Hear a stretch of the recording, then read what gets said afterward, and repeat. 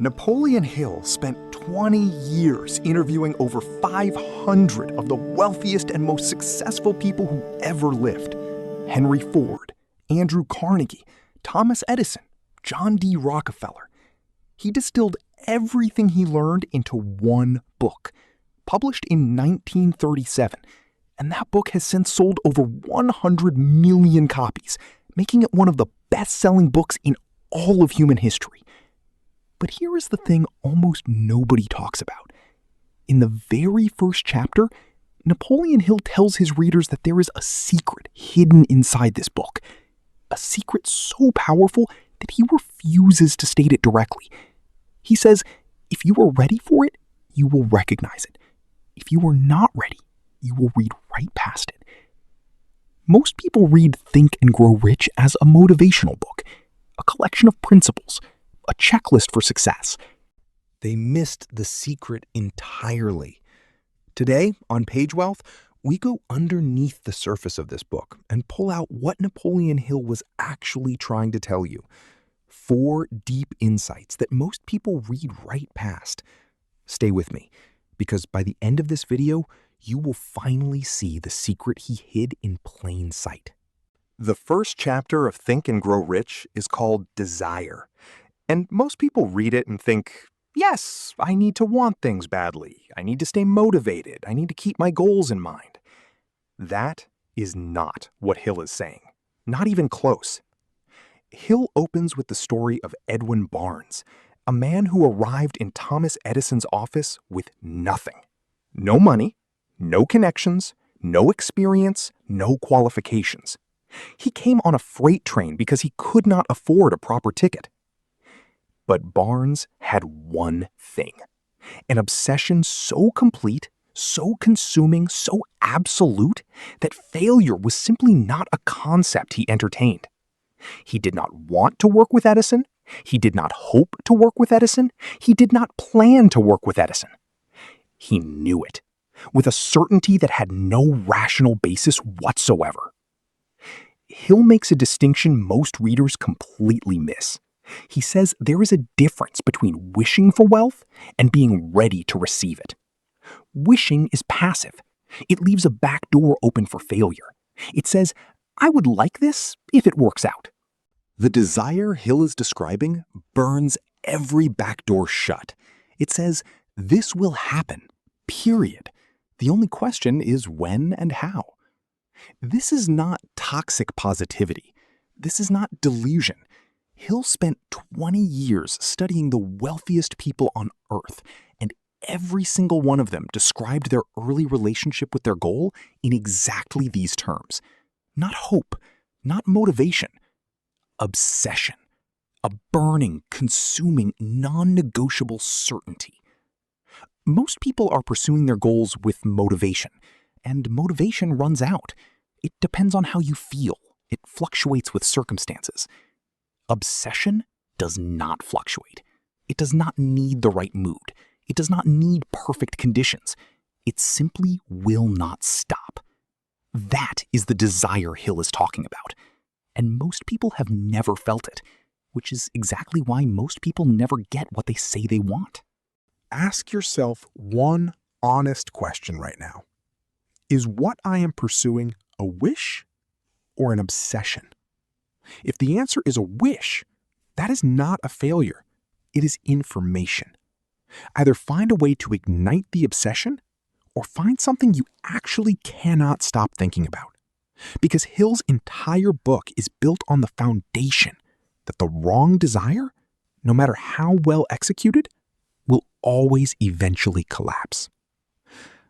I want you to be completely honest in the comments right now. What is the one thing you are so obsessed with that you think about it even when you are trying not to? Drop it below. That thing, whatever it is, might be the most important piece of information about your future that you have ever written down. Most people read the Mastermind chapter in Think and Grow Rich and think, okay, I need an accountability group. I need to surround myself with smart people. I need a mentor. Hill is describing something far more profound than a networking group. He defines the mastermind as the coordination of knowledge and effort between two or more people working toward a definite purpose in a spirit of harmony.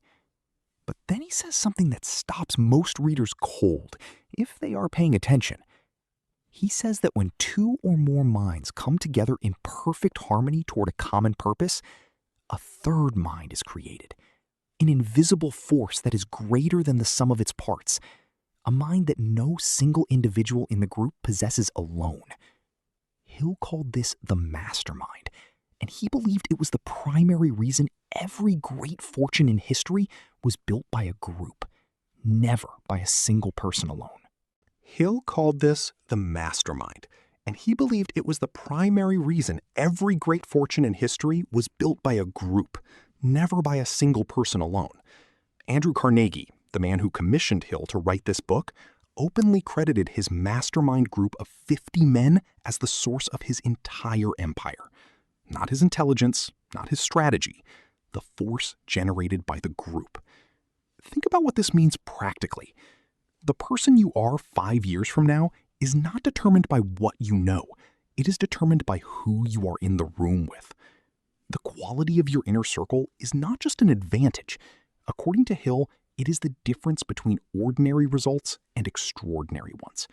Because the third mind only appears when the right people come together around the right purpose. You cannot think your way to a great fortune alone. The architecture of wealth requires other minds. And most people are trying to build alone, protecting their ideas, guarding their plans, trusting nobody, and wondering why progress feels so slow and so heavy. Look at the 3 people you spend the most time with right now. Are they moving towards something? Do they challenge you? Do they add to your thinking or drain it? You do not need to cut anyone off, but you do need to be honest about whether your current circle is generating a mastermind or generating noise. Then identify one person, just one, whose mind operating alongside yours would create something neither of you could build alone. Start there. This is the one, the secret Napoleon Hill hid in plain sight across every single chapter of this book. He warns you it is there. He tells you that if you are ready, you will see it.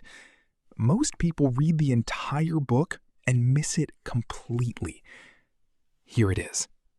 The secret is not positive thinking. It is not goal setting. It is not hard work. It is not the right network. The secret is this. Your dominant thought becomes your reality. Not occasionally, not sometimes when conditions are right.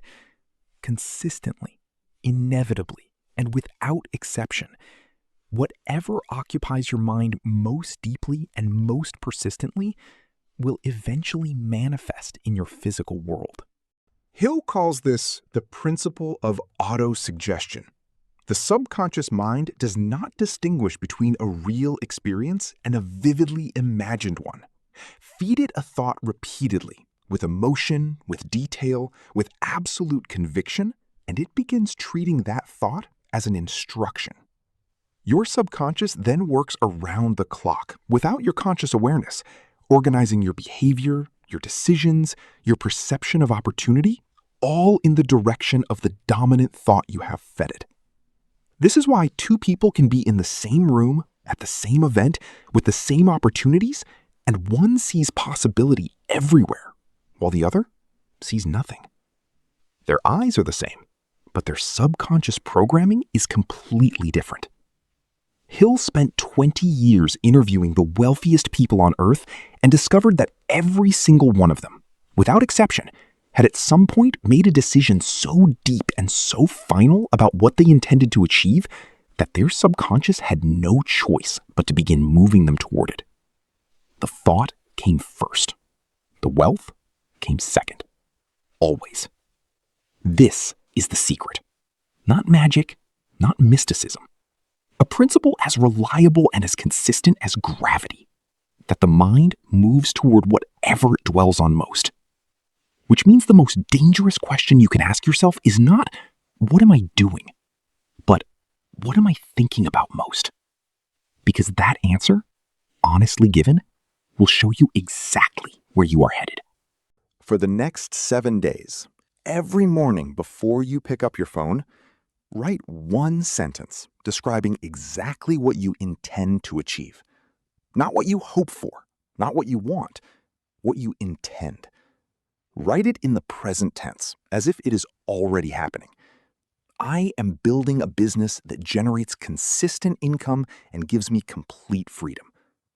Read it out loud. Feel it. Then go about your day. Hill's entire auto-suggestion principle is built on this one simple practice. 7 days. See what shifts. Write your intention statement in the comments right now. Present tense. What you intend, not what you hope for. I am someone who... Finish it. Write it publicly, because a thought written down and shared carries more weight than one kept quietly in your head. That is not philosophy. That is psychology. The fourth insight is one that will completely change how you think about education, formal and informal. Hill makes a statement that shocked readers in 1937 and still challenges people today. General knowledge, no matter how great in quantity, is of little use in the accumulation of wealth. He points to some of the most educated people in the world, professors, doctors, lawyers, academics, and notes that they are rarely among the wealthiest, not because education is worthless, but because general education and specialized knowledge are two completely different things. Henry Ford had almost no formal education. He could not recite history, he could not quote literature. He openly admitted there were vast areas of general knowledge he did not possess. But Henry Ford knew one thing with extraordinary depth: how to organize people, systems, and processes to produce results at scale. That specialized knowledge, organized and applied, built one of the greatest fortunes in American history. Hill's point is this: the world does not pay for what you know in general. The world pays for what you can do specifically. A person who knows a little about everything is interesting at a dinner party. A person who knows everything about one valuable thing and can apply it to solve real problems for real people builds wealth. Specialization is not a limitation.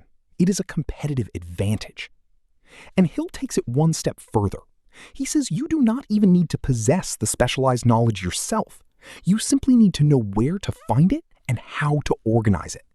That is what leadership is. That is what building a team is. That is what building a business is.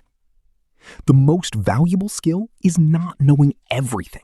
It is knowing exactly what you need and knowing precisely where and who to get it from. Identify the one skill or area of knowledge that, if you became genuinely world-class at it, would generate the most value for the people around you.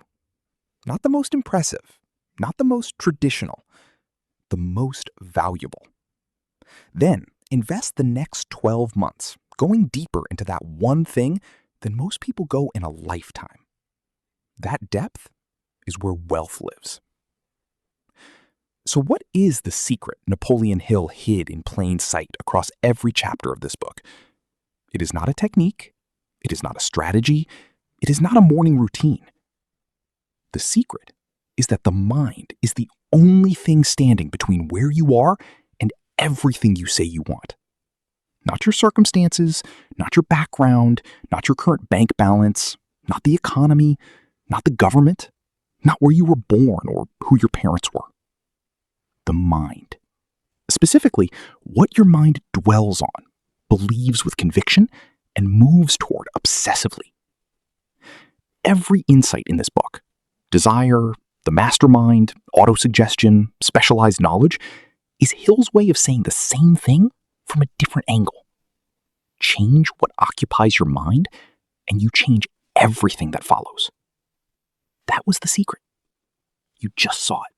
4 videos in on PageWealth, and if you have been here from the beginning, you now have a complete picture that most people spend their entire lives searching for: how to think about money, how to build the behavior, how to unlearn the wrong programming, and now how to engineer the mind that makes all of it inevitable.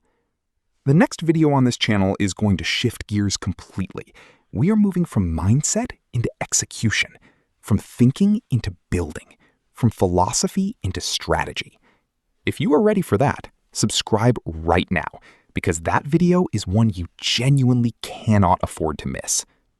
Share this video with one person today, not because it helps the channel, but because someone in your life is sitting on a dream right now, waiting for permission that only they can give themselves.